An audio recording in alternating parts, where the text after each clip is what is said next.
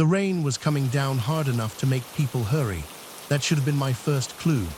Neon rain, they called it. City experience weather. Mood-calibrated precipitation piped straight into your lenses, your implants, your optional reality subscription. It streaked the air in electric blues and sickly pinks, ran down jackets that never got wet, pooled in reflections that didn't exist. I held out my hand. Dry, bone dry, neon rain was new, not headline new. More like the kind of new that slips in quiet, when nobody's paying attention because nothing hurts yet. A patch, a quality of life upgrade, the city's idea of a favor. They said it was just atmosphere, a little mood adjustment. The kind of thing you could turn on for the walk home when the streets felt meaner than usual. No wet shoes, no flooded gutters, just the shine, reflections where reflections belonged, color where the city used to look tired. People bought it because it didn't ask much in return. At first, it was optional. That's how all the good traps start. You flipped it on if you wanted the night to feel softer. You flipped it off if you were the suspicious type. The rain came down in blues and violets, warm amber at the corners, made every street look like it had a reason to exist. Crime dipped a little, or at least, the reports did. Anxiety too. Turns out when the world looks like a dream, you don't feel as awake. What people liked wasn't the rain. It was the silence it dragged behind it. A soft hiss in the air that filled gaps, covered arguments, took the edge off sirens, smoothed the sharp moments into something you could step around. Under the rain, the city didn't demand so much from you. You didn't have to notice everything. You didn't have to decide what mattered. That felt like relief. So people started saying things like, the city feels safer, and I sleep better on storm nights. Shops stayed open later. Folks lingered. Insurance companies smiled. The city called it progress. After enough people opted in, the city stopped pretending it was a choice. Nobody announced it. They didn't have to. Defaults changed. Public kiosks recommended it. Employers encouraged it for morale. Discounts appeared if your neighborhood stayed calm enough. No one forced the rain on anybody. They just made life harder without it. The rain made the city beautiful. That helped. Neon signs went on forever. Streets gleamed without getting slick. Photographers loved it. Influencers made careers out of nights that looked better, felt better. And once people got used to the shine, the dry streets underneath started to feel wrong. Turning the rain off felt like standing alone in a room after the music cuts. Too quiet, too honest. That's when the little things started to slip. Arguments didn't last as long. Crowds didn't react as fast. Screams sounded farther away, like they belonged to somebody else. People told themselves it was peace. Nobody ever said it was about attention. That would have sounded ugly. They said it was about comfort, about wellness, about keeping the city from tearing itself apart. The rain didn't make people blind. It just made them agreeable. So when it fell, soft and neon and unreal, people lifted umbrellas over dry ground and kept walking. They trusted the feeling more than their eyes, trusted the weather more than each other. And by the time someone figured out the rain could hide a crime, most of the city had already decided it didn't want to see one anyway. A woman rushed past me, umbrella up, heels clicking like she was afraid the sidewalk might notice her. A man cursed as he stepped into a puddle that wasn't there. Somewhere overhead, a jingle chimed softly in my skull. Stay dry, stay safe. Sponsored by Halcyon Mutual. I hated this city's weather. It never committed to the lie. It wanted the poetry of rain without the inconvenience of mud. I turned into the alley because that's where the real thing still hid. The neon rain followed me in, obedient as a trained animal, droplets sliding down brick walls that hadn't felt moisture in years. The alley smelled like old trash, heart circuitry, and fear. The kind that doesn't wash out, simulated or otherwise. The body was face down, male, mid-30s, one shoe missing. Jacket collar turned up against a storm that couldn't touch him. The alley lights flickered through his chest like he was already part advertisement. A uniformed patrol officer stood a few feet back, helmet lenses opaque, posture stiff with the relief of having backup arrived. Glad you're here, he said. This one's weird. They're all weird, I replied. What makes this one special? He hesitated. Cause of death. I crouched, ignoring the rain painting itself across my vision, rolled the man gently onto his back. His eyes were open, staring at nothing. Mouth slack, lips blue. I leaned closer. Water dripped from his nose, real water. I frowned. He drowned, the officer nodded. Medical confirmed, lungs full, clean fill, no contaminants. I glanced up at the alley mouth where pedestrians hurried by under umbrellas, rain hissing in their ears. During this, yeah, he said. Storm hit hard about 20 minutes ago. I stood slowly, my knees complained. They always did when reality didn't make sense. That's a neat trick, I muttered. What is? The officer asked. I tapped my temple. The rain vanished instantly. The alley went naked. Dry bricks, dry ground, blood dark and honest against concrete. No rain, I said. Not here, not anywhere. The officer blinked, then cursed and toggled his lenses off. Hell, he breathed. That's when my partner arrived. She didn't hurry, she never did. She stepped into the alley like it was an equation she already understood. Her eyes flicked to the body, then to me. Let me guess, she said. Drowning during a drought. City's first miracle in years, I said. Somebody found water where there wasn't any. She knelt by the body, fingers hovering just above his face. Victim, name still loading, the officer said. ID implants glitching. My partner hummed softly. Not glitching, she said. Filtered. She stood, brushing imaginary rain from her sleeve. Turn your lenses back on. I did. The alley flooded with neon again. The blood dulled, blurred, softened by reflection. The body looked less real now, less urgent, like part of the background. She gestured. See, yeah, I said. I see why nobody saw anything. The officer shifted uncomfortably. Witnesses say the rain was heavy, visibility low. Visibility's always low, I said. That's the point. We walked the alley together. I counted cameras, 6 visible, probably more embedded, all pointed at us, all happily recording rain. You know what I hate? I said. She didn't look at me. Let me guess, whether that doesn't get your shoes wet. That, I said, and systems that decide what's important for me to notice. She stopped, looked at me. You thinking what I'm thinking? That this wasn't an accident. I said, and the rain wasn't decoration. She nodded. The city experience network spikes precipitation density during peak aggression hours. It calms people, redirects attention. Camouflage, I said. Exactly. A man stood at the alley mouth watching us. No umbrella, no lenses. Just a rain poncho with real creases in it and a face that had learned how to ignore spectacle. She noticed him at the same time I did. Excuse me, she called. Sir. He didn't run. That alone made him interesting. You see anything? I asked when we reached him. He shrugged. I saw a man choked to death. My partner's eyes sharpened. During the rain, he snorted. Rain never touched him. I smiled without humor. You don't use lenses. Can't afford him, he said. World's ugly enough for free. I liked him already. What did you see? She asked. He gestured with his chin. Guy comes running, slips, hits the wall. Then starts screaming. Screaming? I said. Yeah, he replied. But nobody heard. Rain was loud. It wasn't. What happened next? She asked. The man hesitated. Water came out of nowhere. Real water, sprinklers, I think, fire suppression. I felt the pieces click together in my head, sharp and unpleasant. Timed with the storm, I said. The man nodded. Clever, right. I straightened and looked back at the alley. At the body half hidden by a rain that wasn't real. Yeah, I said. Clever's one word for it. My partner met my gaze. I could see it in her eyes now, the same conclusion I'd reached. This wasn't just murder, she said quietly. This was proof of concept. For what? I asked. She glanced at the glowing rain sliding harmlessly down the walls. For hiding anything, she said. The city chimed softly in my ear, storm intensity increasing. Please remain calm. I looked up at the dry sky no one could see. Funny thing about rain, I said. People stop looking at each other when it starts. My partner nodded, and somebody drowned right in front of them. We stood there a moment longer, letting the illusion fall. Somewhere far above us, the city decided it was raining harder now.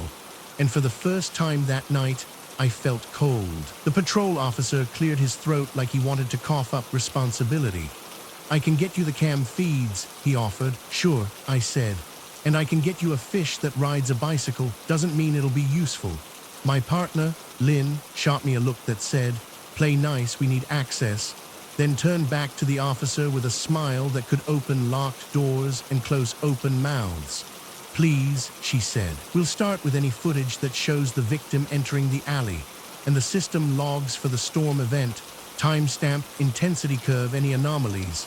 The officer blinked, thrown by the word logs, as if she'd asked him to recite poetry. I'll request it, he said. Lynn nodded, already moving.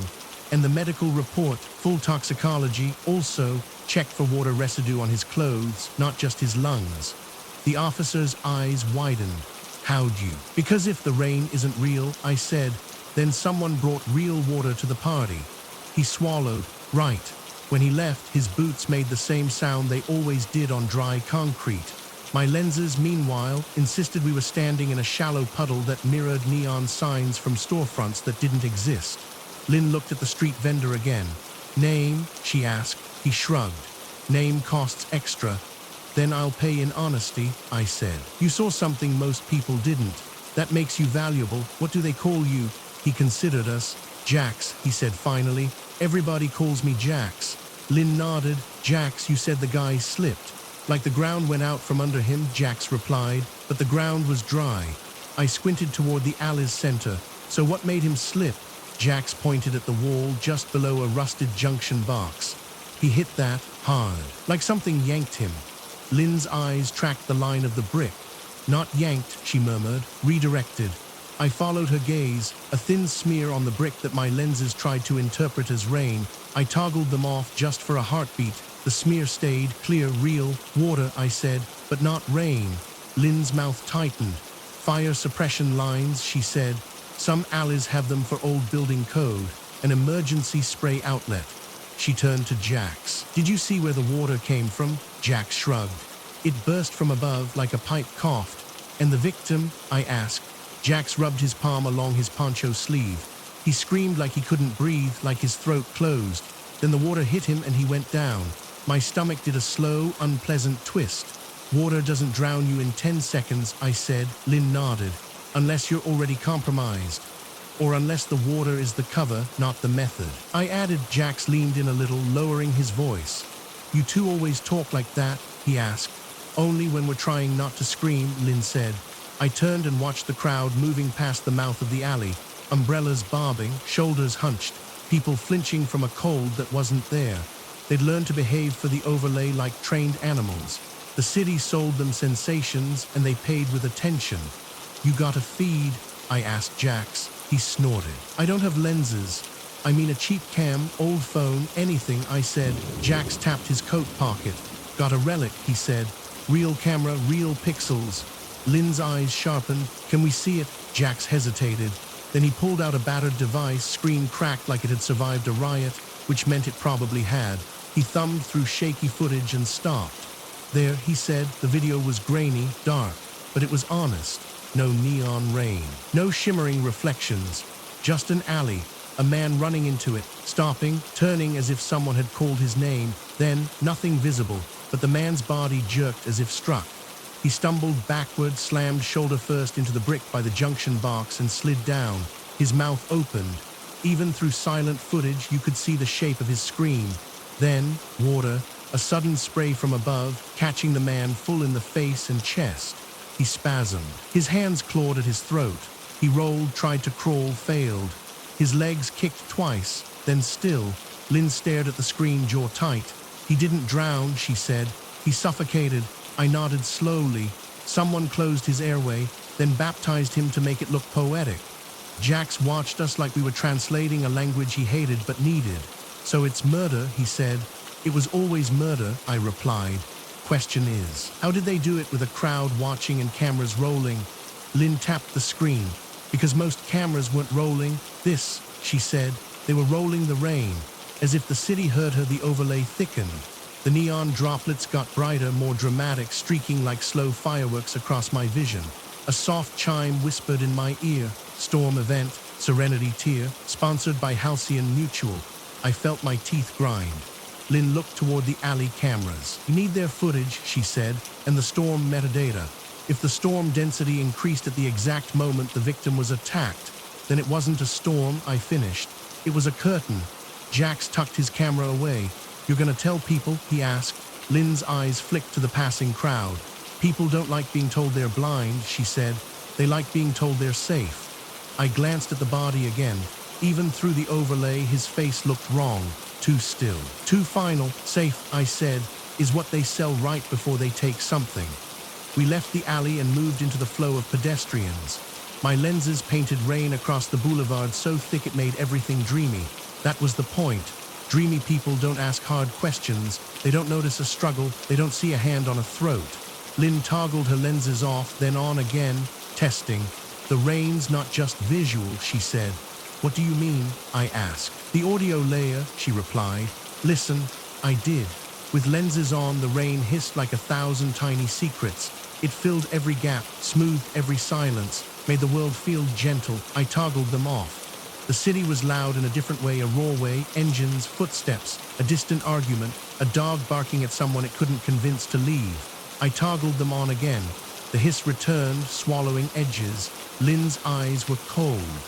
They're masking sound too, she said. If you're in the storm, you don't hear what you're not meant to hear. Convenient, I muttered.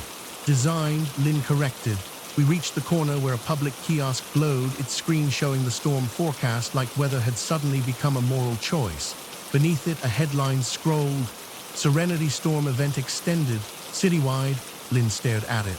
They extended it, she said. Why extend it unless? Unless they're cleaning up, I said. She nodded once. Or unless this wasn't the only kill. My phone buzzed. An old habit with a new tone, a message from the patrol officer. Victim ID, Soren Vale, City Experience Network Engineer, access level, Tier 4. Lynn's gaze snapped to mine. An engineer, she said. I felt the pieces shift again, heavier now. Not a random, I said. Not a mugging, someone wanted him gone. And not just gone, Lynn added. Invisible. The neon rain thickened. The city turning up the comfort like a radio dial. I looked down at my hand again, held it out under the brilliant, fake downpour. Dry. Lynn, I said quietly, if the rain can hide a murder, she finished it without hesitation. It can hide anything. We stood there under a storm that never touched the ground, watching people hurry like they were late for a feeling. And somewhere in the city's hidden infrastructure, someone was learning how easy it was to make violence look like weather. Lynn didn't like coincidences. She treated them like cockroaches. If you saw one, there were 10 more hiding in the walls. Soren Vale, she repeated, tasting the name. Tier 4 access. Meaning he could touch the guts of the system, I said. And meaning someone with higher access could touch him, she replied. We walked with purpose but not haste, because haste draws attention. It was starting to feel like attention comes with bill in this city. The neon rain hissed politely in my ears, the audio layer doing its best to turn a murder into ambience. Lynn toggled her lenses off again. She walked blind to the overlay, eyes scanning real faces, real hands, real corners. I left mine on, not because I trusted them, because I wanted to see the lie the way everyone else did. If the storm was camouflage, you couldn't hunt in clear air alone. You had to learn the pattern of the farm. Where do we start? I asked. Lynn's answer was immediate. Storm logs, she said, and Vale's last known location before the alley. I nodded toward the public kiosk. City Experience Directory is right there, I said. You think they'll hand us their guts with a smile? Lynn's mouth twitched. They'll hand over something. The trick is noticing what they don't hand over. We took a ride share. The car's interior projected a gentle skyline that didn't match the streets we passed. Someone had decided even windows were too honest. Lynn sat beside me, still lens off, staring through the glass at the real city. Cracked pavement, graffiti, the occasional patch of streetlight that hadn't been upgraded to mood-friendly amber. You ever wonder, she said, when the last real rain was? Sometime back before my patience ran out, I replied. She almost smiled, almost. The ride dropped us at City Experience Network headquarters. 40 floors of glass and polished steel that looked like it had never known grime or desperation. The building's lobby smelled like citrus and compliance. The rain overlay adjusted automatically, thinning to a tasteful drizzle in the corporate zone. Lynn turned her lenses on just long enough to scan the security layer, then off again. Private property, I muttered. My favorite kind. We got past the front desk because Lynn had an ID that made doors feel guilty for existing. She didn't flash it. She let it be seen in the way power likes to be acknowledged. The receptionist's smile stayed fixed, but her eyes flicked down and away. Upstairs, the offices were quiet in that curated way. Soft footfalls, soft lighting, soft voices. No hard edges, no honest shadows. A man met us in a glass conference room with a view of the city that felt like it had been color-corrected by a therapist. He was in his 40s, hair perfect, suit tailored with lines sharp enough to feel like a threat. His smile had practiced for years to look like warmth. "Detective," he said, offering his hand. "Miss Lynn, I'm Director Havel, City Experience Operations." I didn't shake. I nodded, which is what you do when you don't want to touch someone's lies. Lynn shook his hand anyway. She could weaponize politeness like I could weaponize silence. "We're investigating the death of one of your engineers," Lynn said. "Soren Vale." Havel's smile faltered just a fraction. It returned quickly, but the falter was enough. "Tragic," he said. "We're devastated." "Devastated people usually ask questions," I said. "You seem prepared." Havel's eyes flicked to me. "We always prepare," he replied. "That's our job." Lynn leaned slightly forward. "We need storm logs for the event window, full metadata, density curves, occlusion layering, and any anomalies." Havel blinked as if she'd asked for his dental records. "That's proprietary," he said smoothly. Lynn nodded. "Then provide a summary." "Of course," he said. "We can provide a general report." "I don't want general," I said. "I want exact." Havel smiled again, patient. "Exact information can be misinterpreted outside its intended context." "That's a funny way to say no," I replied. Lynn cut in before I could turn the room into a fire. "Director Havel," she said, voice calm and razor thin, "a man died during a City Experience storm event. He drowned in an alley where your system displayed rainfall. The public feeds show nothing." Havel's smile held. "Our system doesn't interact physically with the environment," he said. "It's a visual and auditory enhancement. If Mr. Vale drowned—" "He didn't drown," Lynn said. Havel paused. "The report." "He suffocated," I said. "The water is the cover." Havel's face stayed composed, but his throat moved when he swallowed. "You're implying City Experience was used to facilitate a crime," he said. Lynn met his gaze. "I'm implying it was designed to." Havel's smile hardened. "That's an extraordinary claim." "It's a Tuesday," I said. Lynn slid a small device onto the table. Jax's footage. Honest, if ugly, she let it play. The grainy video showed Soren Vale stumbling into the alley, slamming into the bricks, hands clawing his throat. The sudden spray of water, the collapse. Havel watched with a polite horror that didn't reach his eyes. When it ended, he exhaled softly. "That's disturbing," he said. "Do you recognize the location?" Lynn asked. Havel shook his head. "No." "Do you recognize the junction box?" I pressed. "The suppression outlet?" "It could be anywhere," he replied. Lynn's eyes narrowed. "Fine, then show us Vale's internal access logs, messages, last project assignments." Havel leaned back slightly. "There are privacy considerations." "Not for the dead," I said. Lynn kept her voice level. "We can subpoena," she said. Havel smiled as if she'd threatened to file paperwork. "And we will comply," he said. "But I believe you'll find there's nothing unusual." "That's what worries me," Lynn replied. Havel rose, smoothing his suit. "In the meantime," he said, "we'll cooperate fully.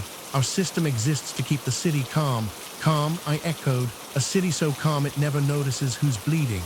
Havel's smile didn't change. "Safety is a collective good." Lynn stood. "Then prove it," she said. As we left the conference room, Lynn's eyes flicked once to the glass walls. The hallway beyond. "We're being watched," she murmured. "Of course we are," I said. "We're standing in a building full of eyes." We rode the elevator down in silence, the walls projecting a soothing forest that made my teeth itch. Outside, the neon rain thickened again, serenity tear, comfort on demand. Lynn stopped under the awning and turned her lenses on. Her pupils adjusted, reflecting the overlay. She looked, briefly, like everyone else, wrapped in an illusion they'd paid for. Then she toggled them off again and exhaled. "He's lying," she said. "Yeah," I replied, "but not about everything." Lynn glanced at me. "You noticed the same thing I did?" I nodded. "He didn't flinch at the murder," I said. "He flinched at the logs." Lynn's gaze sharpened. "Meaning the system did something it wasn't supposed to," she said. "Or something it was." My phone buzzed again. Another message from the patrol officer. "Storm log summary received from City Experience. No anomalies. Normal density escalation at 2110. Lynn let out a short laugh with no humor. A summary, she said. Clean, convenient. I stared out at the street. People hurrying beneath umbrellas, shoulders tucked, eyes down. The rain hissed like a lullaby. They're scrubbing, I said. Lynn nodded. Then we don't ask them for the truth, she said. We take it from the infrastructure. Meaning. Lynn's eyes lifted to the skyline. Fire suppression systems, she said. Municipal water pressure. If water released in that alley at that moment, it left a signature. I smiled despite myself. You're going to audit the city. I'm going to listen to the parts that don't wear lenses, she replied. We crossed the street to a maintenance access gate near the alley district. One of those places no one looked at because the overlay made it boring. A plain gray door with a keypad and a small warning sticker. Lynn knelt, popped the panel with a tool she carried like she carried everything else, quietly, without asking permission from the world. Tell me you can do that legally, I said. Lynn didn't look up. Tell me you can afford my legal fees, she replied. She plugged in a slim reader and watched lines of data crawl across her screen. Come on, she murmured. Give me something. The rain hissed. The city's soft chime whispered. Remain calm, remain safe. Lynn's eyes narrowed as the data streamed, then she went still. Oh, she said, my stomach tightened. Oh, what? Lynn turned the screen toward me, a timestamp, a pressure spike. A municipal fire suppression release logged at 2110, exactly when City Experience claimed everything was normal. And beneath it, a line that made my skin crawl. Selective occlusion protocol, active. Lynn's voice was quiet now. It's not just rain, she said. I stared at the words. It's a mask, I whispered. Lynn looked back toward the city, the people moving under illusions like sleepwalkers. It can hide anything, she said. And suddenly the neon rain didn't feel like weather at all. It felt like a hand over the city's eyes. Lynn stared at the screen a moment longer, as if the words might rearrange themselves into something kinder. They didn't. Selective occlusion protocol, active. There are lies you tell because you're afraid, lies you tell because you're greedy, and then there are lies you tell so people stop believing their own senses. This was the third kind. Lynn unplugged the reader and slipped it back into her coat, like she'd just stolen a weapon off a table. We need Vale's work history, she said. Not the corporate bio, the actual commit trail. You think he built this? I asked. I think he touched it, she replied. He touched it and someone noticed. A siren wailed somewhere far away. Through my lenses, it sounded muted, softened by rain that wasn't there. Through Lynn's naked ears, it probably sounded like it should. Sharp, urgent, accusing. We moved back into the alley district where the overlay got theatrical. Here, the rain was heavier, louder, glossier. The droplets carried little flashes of ads if you stared too long. A shimmering blue wave rolled down a wall. Breathe easier, serenity tear. Sponsored by Halcyon Mutual. You ever feel like we're living inside a commercial? I muttered. Lynn didn't slow. We are, she said. We're just not the target audience. The alley where Vale died was taped off now, patrol drones hovering like bored insects. Their camera lenses rotated slowly, recording the rain like it was the most important part of the scene. Lynn walked straight up to the nearest drone, stared into it, and toggled her lenses on. I watched her expression change, the faint tightening around the eyes as the overlay settled onto her vision. People always look slightly less themselves with the lenses on, softer, composed, like a photo that's been retouched until the truth gets embarrassed. Lynn raised her hand and waved politely at the drone. Then she toggled the lenses off, and her face sharpened again. Real. They're streaming the overlay, she said, not the alley. Convenient, I replied. Designed, she corrected. We ducked into a side corridor behind the pawn shop. Lynn stopped at a rusted utility hatch and crouched. You're going into the guts again, I said. Lynn popped the hatch. Warm air breathed out, smelling of damp concrete and metal fatigue. I'm going to the part of the city that doesn't care about branding, she replied. We climbed down. The neon rain above us vanished. The hiss faded. For the first time in an hour, the world sounded honest. Pipes ran along the ceiling like veins. Condensation dripped. Real water, indifferent to mood tiers. The city's maintenance corridors were the only place left where you could still tell what was wet and what wasn't. Lynn's reader lit the darkness with a pale glow as she scanned a junction node. Municipal suppression pressure spike is real, she murmured. So the water was released, but the occlusion protocol, she frowned. That shouldn't be tied to water systems at all. Unless someone wanted a synchronized murder package, I said. Lynn shot me a look. Don't be clever, she said. It wastes time.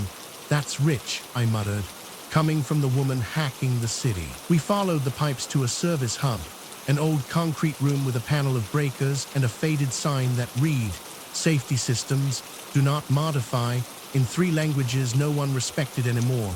Lynn knelt at the panel and pried it open.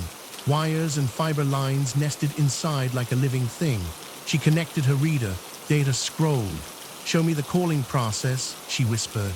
"Show me who activated occlusion." I leaned over her shoulder. "You can trace it." Lynn didn't look up. "If they were sloppy," she said, "or arrogant." The data paused. Then a line appeared. "Request origin, CXN exec node / district 12. Lynn's eyes narrowed. "Executive node," she said. "That's not an engineer, that's authority." I felt a cold, clean anger settle in, the kind that makes your hands steady. "Meaning someone high up can turn the city's eyes away," I said. Lynn nodded once. "And they did it at the exact moment municipal water released." I stared at the damp concrete. So Vale dies and the city politely looks elsewhere. Lynn's fingers moved faster now, digging deeper. "There's more," she murmured. "Occlusion protocol isn't a single switch, it's modular." She scrolled. "Look." She turned the screen toward me, a list of functions buried under harmless names: attention redirection, audio softening, facial blur, motion deprioritization, incident noise. My throat tightened. Facial blur. Lynn's voice went flat. "So no one remembers the face," she said, "or the system fails to record it clearly." Motion deprioritization, I read. "So a struggle looks like background." Lynn nodded. "So violence becomes weather." The phrase sat there like a bad taste. I heard a sound above us. Footsteps. Real ones. Not the muffled, softened kind the overlay produced. Lynn froze. I killed my phone screen, my hand hovering near the old pistol I carried more for habit than hope. The maintenance corridor light flickered. Shadows shifted. Voices drifted through the pipes. "Told you it'd be clean," someone said. "Storm's thick, nobody sees anything." Another voice lower. "They always say that." Then someone like her digs. Lynn's eyes met mine in the dim. Her expression was calm, but her jaw was tight. "Company security," I mouthed. She shook her head slightly. "Worse." The footsteps drew closer. A beam of light swept across the corridor outside our hub, then paused as if it had tasted our presence. Lynn breathed once shallow and whispered, "They're not here to arrest." "Then what?" I whispered back. Lynn's mouth barely moved.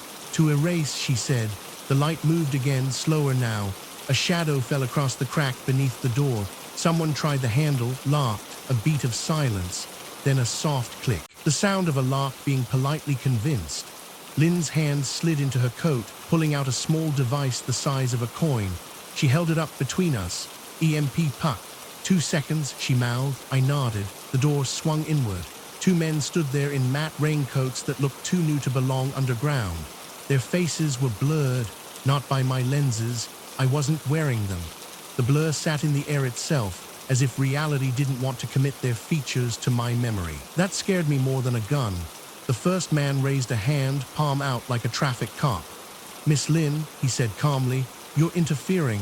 Lynn didn't stand. She stayed kneeling, calm as a surgeon. "I'm investigating a murder," she said. The man's head tilted slightly. "You're investigating proprietary infrastructure," he corrected, "in violation of municipal code." I almost laughed. "Murder's illegal too," I said, "but you seem selective." His blurred face turned toward me. "Detective," he said, "this is not your jurisdiction." "Funny," I replied. "It was my city last time I checked." The second man stepped forward. His hand moved inside his coat, not fast, not threatening, like he didn't need to hurry because the ending was already decided. Lynn's fingers tightened on the EMP puck. The first man's voice stayed calm. "If you leave now," he said, "this can be forgotten." Lynn looked up at him. Her eyes were clear, bright, furious. "That's the point," she said. "You built a city that forgets." The man sighed, almost sadly. "Then we'll have to help you leave." Lynn flicked the EMP puck across the floor. It stuck to the concrete. For a heartbeat, nothing happened. Then the corridor lights died. The hum of the reader vanished. The men's body cams, if they had them, went dark. In the sudden black, Lynn's voice was a knife. "Run," she said. We moved, not like heroes, like people who knew how fragile their bodies were. I grabbed Lynn's arm and pulled her into the corridor, past the men as they reached, too late, toward their pockets. Behind us, one of them cursed. Another voice murmured, almost amused, "Cute." We sprinted down the maintenance tunnel, boots splashing through real puddles. The air tasted like rust and panic. Overhead, pipes rattled with the vibration of our movement, like the city itself was nervous. Lynn's breath came fast but controlled. "Up," she snapped, spotting a ladder hatch. "Get us back to street level." I climbed first, shoved the hatch, and felt the world change as neon rain hissed back into existence. Above, the storm was still raging. Beautiful, loud, comforting, a perfect cover for violence. I hauled myself into the alley mouth, then pulled Lynn up behind me. She emerged into the rain like someone breaking the surface of water, blinking once as the overlay settled into the air. We ran into the crowd, and that was the worst part. People bumped our shoulders, umbrellas brushing our coats, eyes down. Nobody looked at our faces. Nobody asked why we were running. The rain told them everything was fine. Lynn grabbed my sleeve and pulled me into a doorway alcove, half hidden by a glowing ad pillar that promised, "Calm you can trust." She leaned close, voice low. "They're using the protocol in real time." She said, even without lenses, their faces were blurred. That means it's not just overlay," I finished, heart pounding. "It's in the air, in the infrastructure, in the cameras, in memory." Lynn's eyes were hard. "Vale wasn't just an engineer," she said. "He was a leak. And now so are we," I replied. The neon rain thickened again, and somewhere behind it, the city quietly decided not to notice two people standing in a doorway, trying to remember what the enemy looked like. We stayed in the doorway just long enough to stop looking like prey. In a city like this, panic was a scent. You wore it and the wrong things followed you home. Lynn's hand was still clenched around the dead EMP puck like it might start beating again. Her breathing slowed, but her eyes didn't soften. They kept flicking across faces in the crowd, trying to catch something that wouldn't sit still in memory. "You remember their voices?" I asked. Lynn nodded once. One had an accent. She said, local, the other, too neutral, like training. "Faces?" I pressed. Lynn's jaw tightened, like trying to recall a dream. "Every time I reach for it, it slides away." "Then it's working," I muttered. We pushed off from the doorway and merged into the pedestrian flow. Umbrellas bobbed, neon rain hissed. Ads whispered gentle reassurances into people's skulls. Nobody saw the two men, nobody saw us, which meant the protocol didn't just hide violence. It hid attention itself, like a hand adjusting a dial in the brain. Not that, look here instead." Lynn guided us into a narrow side street where the overlay thinned, not because it was weaker, but because the city didn't bother selling comfort to places it had already abandoned. "Jax," Lynn said. "We need him." I frowned. "We're collecting witnesses who can't afford reality. We're collecting the people the system can't fully write over," she replied. "People with no lenses, people with old tech, people who aren't synced." We found Jax near his cart, huddled under an awning that the rain insisted was soaking. He was counting change with the calm patience of someone who'd learned money was the least dangerous thing to keep track of. He looked up as we approached and didn't smile. "You look like you made friends," he said. "Enemies," I corrected. "Friends would have offered coffee first." Lynn didn't waste time. "Jax," she said, "do you know anyone who still records the city raw? Old cams, analog feeds, anything that isn't routed through city experience?" Jax stared at her a moment, then snorted. "You mean the people who don't want to get disappeared?" Lynn's expression didn't change. "Yes." Jax's eyes flicked to me. "You gonna protect them, detective?" I shrugged. "I can protect exactly one thing in this city," I said. "My ability to be disappointed." Jax made a sound that might have been laughter. Then he lowered his voice. "There's a place," he said, "below the elevated tracks, old media shop. They fix dead tech. They run a pirate feed sometimes." Lynn's eyes sharpened. "Name, Static Chapel," Jax said. I blinked. "That's either a store or a cult." "In this neighborhood," Jax replied, "it's usually both." Lynn nodded. "Show us." We walked under the elevated tracks, where the city's fake rain couldn't quite convince the rusted steel it was wet. Real water dripped from joints overhead, condensation leaks, the city's honest sweat. The overlay tried to paint neon droplets on top, but the effect looked thin here, like a cheap coat on a corpse. Static Chapel was tucked behind a chain-link gate and a busted vending machine that still glowed with a 30-year-old soda ad. The shop front was plastered with stickers. No lenses, no cloud, no sleepwalkers. Inside, the air smelled like solder and dust. Old monitors stacked like tombstones. Spools of cable hung from the ceiling. A low crackle of static filled the space, the kind of sound that made your skin prickle because it reminded you that silence used to be real. A woman behind the counter looked up. Short hair, grease on her fingers, eyes that measured you up like a part she wasn't sure she wanted to install. "You brought cops," she said to Jax. "I brought problems," Jax corrected. "Cops are optional." The woman's gaze landed on Lynn. "You're not a cop." Lynn didn't answer. She didn't need to. The woman's gaze slid to me. "You look like a cop," she said. "I look like a mistake," I replied. "Sometimes those overlap." Jax leaned on the counter. "Mina," he said. "They need to see the city without the city seeing them." Mina, Static Chapel's priestess, apparently, narrowed her eyes. "That costs," she said. Lynn set Jax's cracked camera on the counter gently. "We're investigating a murder," she said. "City Experience used selective occlusion protocol to hide it." Mina's expression didn't change, but the static in the room seemed to sharpen. "That protocol's not supposed to exist," she said. "It exists," Lynn replied, "and now it's hunting us." Mina looked past us toward the shop's back door. "You're being followed?" I shrugged. "Probably, unless paranoia has started paying rent." Mina exhaled. "Fine," she said. "Back room." She led us through a curtain of hanging cables into a cramped space lit by old CRT glow.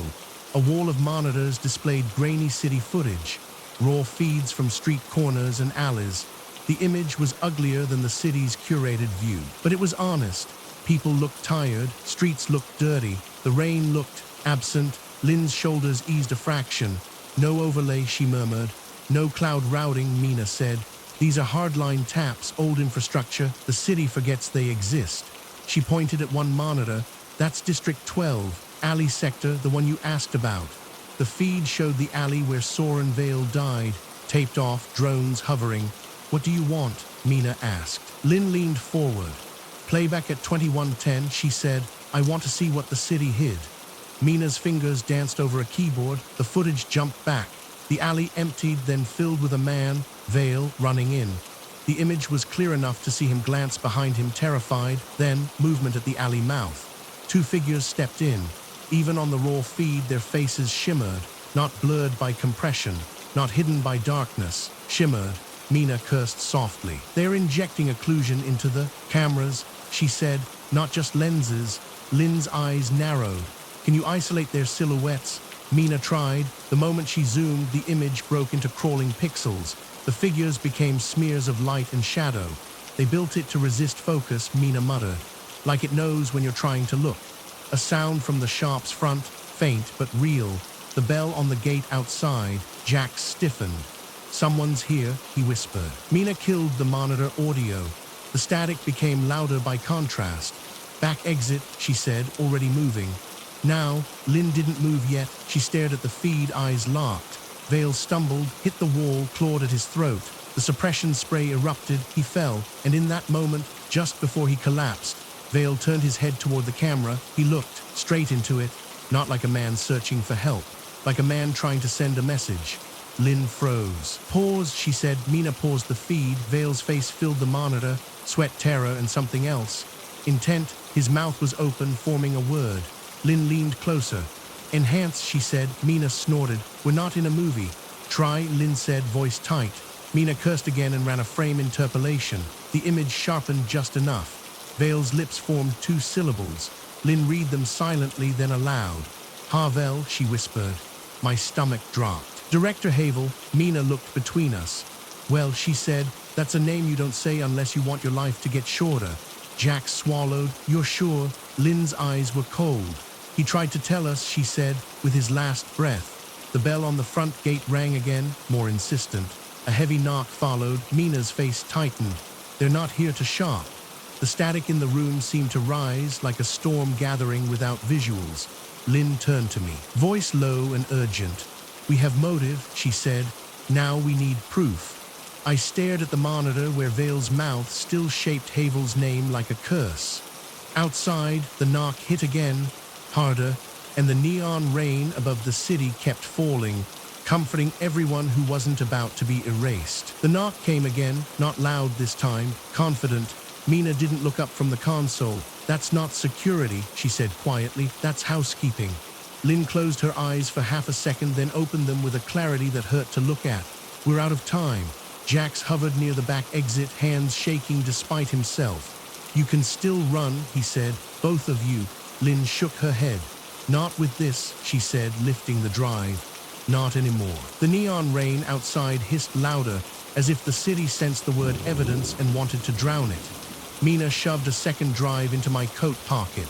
"Redundancy," she said. "Old rule, if one of you disappears, the other still has teeth." I didn't thank her. Gratitude felt like a delay. The front gate rattled. A polite voice drifted through the metal. "Miss Lynn," it said, "let's not escalate." Lynn smiled without humor. "That's all you ever do." The back door burst open into the alley. We ran. The city welcomed us like it always did, with comfort. The rain thickened as we spilled into the street, umbrellas rising instinctively around us, the hiss smoothing edges, softening urgency. People moved aside without looking, bodies guided by a weather system that knew exactly how not to notice. Lynn grabbed my sleeve and pulled me into a recessed storefront where an ad hologram promised, "Calm you can trust." Her breathing was steady, her eyes were not. "They're not going to arrest us," she said. "They're not coming with badges, they're coming with silence." The words settled between us, heavy and accurate. Mina's voice crackled in Lynn's earpiece, clipped and urgent. "I can punch the overlay down," she said. "Citywide, 40 seconds, maybe a minute." Lynn didn't hesitate. "Do it," she said. "On my mark." "You won't be able to hold it," Mina warned. "They'll reroute." "I don't need to hold it," Lynn said. "I just need people to see once." I looked at her. "You sure?" Lynn met my gaze. "No," she said, "but I'm done pretending certainty is a requirement." Civic Plaza bloomed ahead of us, a sea of umbrellas and amber light. Director Havel stood on stage beneath a curated drizzle, the city's favorite bedtime story in human form. "And that is why Serenity Tier remains essential," he was saying, voice warm enough to forgive anything. Lynn squeezed my hand once.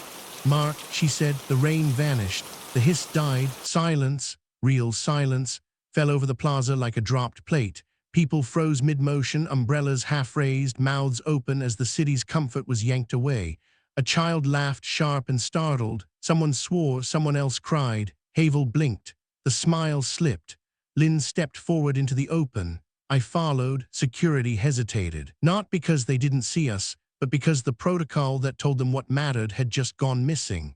Lynn's voice cut across the plaza, unamplified but somehow everywhere. "Citizens," she said, "you've been living inside a filter." The giant screen behind Havel flickered. Then Mina's feed went live. Raw alley footage. No rain, no softness. Soren Vale running, stumbling, choking, water erupting. A man dying without sound because sound had been deprioritized. A collective gasp rolled through the crowd like wind through dry grass. Havel turned, furious. "This isn't illegal." Lynn didn't look at him. "This city uses a protocol called selective occlusion," she continued. "It hides motion, blurs faces, turns screams into background noise. It was activated the night Soren Vale died. The screen split, left, what people's lenses usually showed. Neon rain, dreamy reflections, safety, right, the raw feed. Dry concrete, real water, real death. Umbrellas dropped. People stared at their hands like they'd just realized they had fingers. Havel stepped forward, voice sharp now. "This is manipulated footage." Lynn finally turned to him. "No," she said. "This is what manipulation looks like, without makeup." She raised her hand. The final clip played. Vale's face filled the screen, lips forming a name. Havel. The plaza erupted, not in violence, in confusion. In argument, in the dangerous sound of people thinking out loud. Security surged. But the crowd didn't part the way it was supposed to. People were looking at each other now, really looking. Mina's voice broke in Lynn's ear. "Overlay rerouting," she said. "You've got 10 seconds." Lynn nodded once. She leaned toward the mic and said the last thing she'd planned to say. "The rain never touches the ground," she said, "but the blood did." The overlay snapped back on. Neon rain hissed into existence. The city exhaled, but it didn't relax the way it used to. People didn't raise their umbrellas right away. Some didn't raise them at all. They didn't arrest Havel that night. That would have been too clean. They announced an investigation, temporary suspension, a committee. The words stacked up like sandbags against a flood they pretended wasn't coming. Mina vanished before dawn, not violently, not publicly, just gone. Her shop reopened 2 days later under new ownership. The stickers scraped off, the static replaced by a soft ambient hum. Jax disappeared too. I tell myself he left the city. Lynn stayed, but something in her shifted. It wasn't obvious at first. She still noticed things others missed, still walked lens off when she could, still asked questions that made rooms uncomfortable. But sometimes, just sometimes, I'd see her hesitate.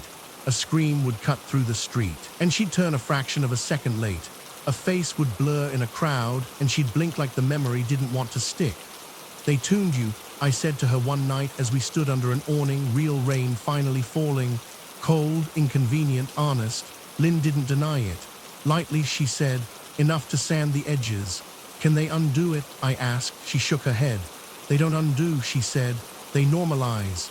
The city changed, not all at once. Not enough to feel like justice.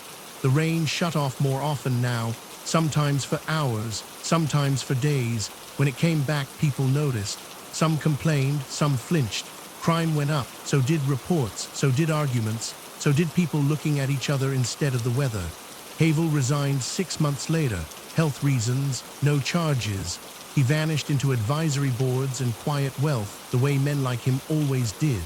But his name stuck. Not everywhere, enough places. 1 year after Vale died, a real storm rolled through, hard and unbranded. Water pooled in streets that had forgotten how to drain. People cursed. People laughed. Kids jumped in puddles like it was a rebellion. Lynn stood beside me without an umbrella, rain plastering her hair to her face. "You think it mattered?" she asked. I watched a man stop to help a stranger up from a slick curb. No overlay, no prompt, just instinct. "Yeah," I said, "I think it cost exactly what it was worth." Lynn smiled faintly. The rain soaked through my coat, heavy and real. It touched the ground, and for once, the city couldn't pretend it hadn't.